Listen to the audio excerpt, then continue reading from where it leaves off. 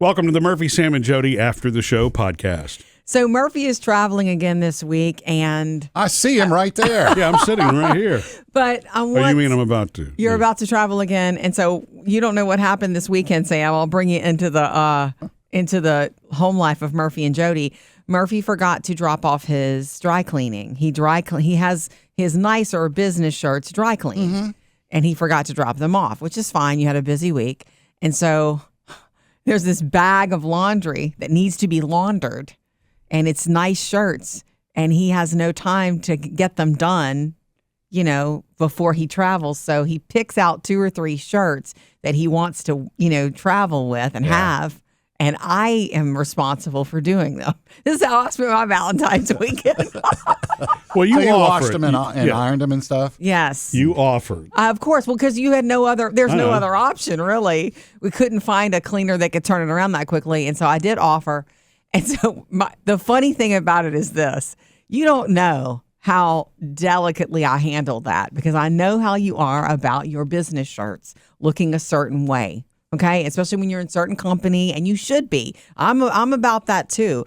The way that you show up and what you're wearing and how you wear it says a million things in the first 30 seconds before you even say a word. In business, believe the way you present yourself matters. It tells somebody a story about you in the first 3 seconds of them seeing you. So I'm all on board for that. So you didn't have to wash the I'm with stupid t-shirt?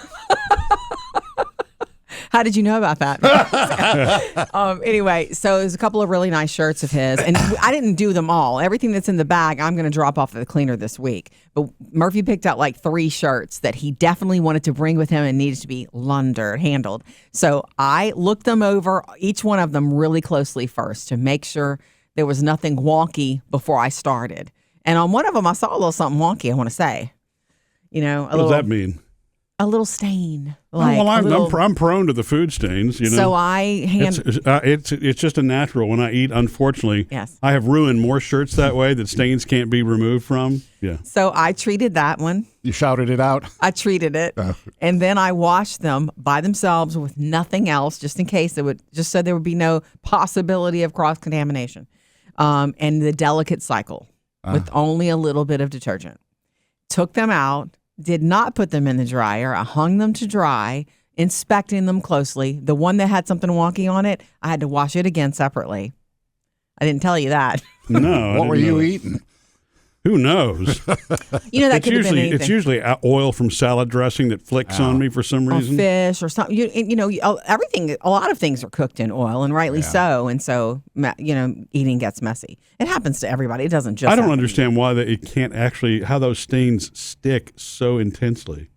I don't know if they changed the color profile of what's in the shirt, but it's true. Some of them you just can't get out, and I'm not going to wear a shirt that's got a stain on it. Of course you're not. Of course you're not. So anyway, that one shirt I did wash twice, and the second time I thought it really came out. I thought it looked really good, so I hung it to dry, and then on Sunday I ironed your shirts for you, light iron, but and I'm sitting there listening to him start to pack.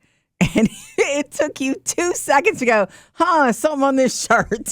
It just killed me.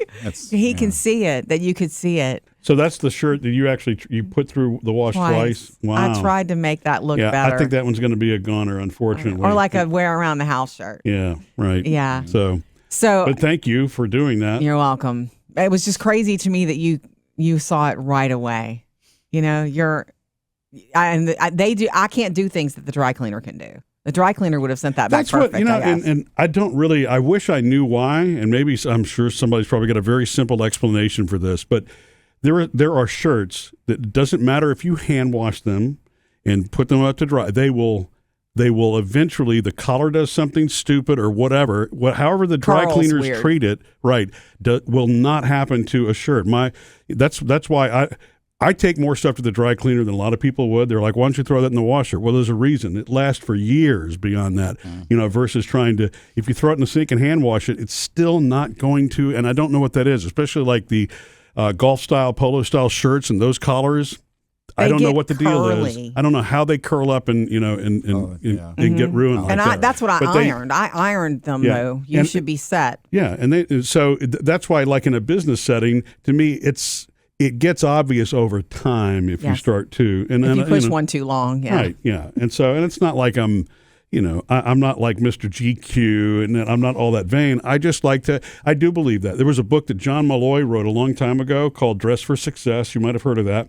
And it's still, so a lot of it is probably very dated today because we're in a lot more casual world. He was more about the suits and the ties and this, that, and the other. But the psychology behind the book still makes a difference. 100%. You absolutely can wear whatever you want to. It's your ability to express and your freedom of expression, and there's nothing wrong with your choices.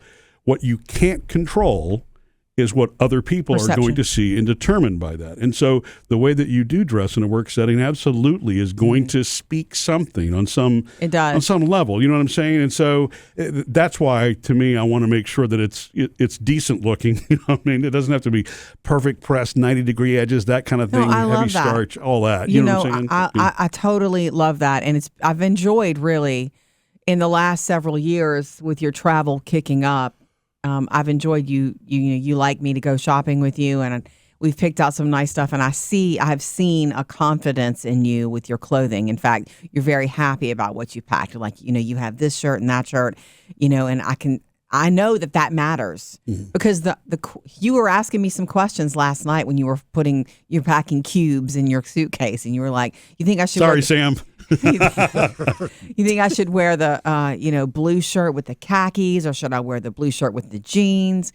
And remember what my answer was to you? Everything that you're bringing works. So wear what makes you feel the most confident. That's always the right answer. Yeah, I kind of pack like that. Sometimes, I'll like, okay, I'm going to wear this one day, Wednesday, and that this Thursday. But then when you get there, and it's like, you know what? I'm going with the jeans today instead of the khakis. Yeah, not feeling it. But if everything works together, it doesn't matter. Right. It's true. Wear what makes you feel most confident. I can tell you that if I have 5 shirts hanging in front of me in my closet, planning for the week, it doesn't matter. I can plan Monday, Tuesday, Wednesday, Thursday. I kind of do that sometimes in my closet. But on Monday morning or Tuesday morning, if I roll into that closet and I'm feeling like that one's more confident, and I have a lunch today that matters, or I just want to feel a little bit more confident, I will pick the confident shirt. That's always the correct answer. What makes you feel best. Yeah. You don't just wear it because, I haven't worn it. Well, there's a reason you haven't worn it. You haven't picked it. I know you just went and bought a whole bunch of clothes, Murphy. One of the new shirts was not one of the ones damaged, huh? With the stain? Oh, no. What I bought were just some more winter appropriate clothes because I didn't have a whole lot of those. But no, this one is one that I've had for a minute that just, I don't know, the stain won't.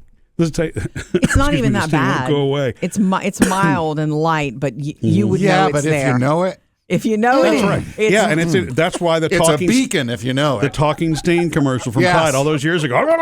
It speaks louder than the person. If I keep my arm here, no one will notice. Yep. Right. Missed any part of the show? Get it all on the Murphy, Sam, and Jodi podcast.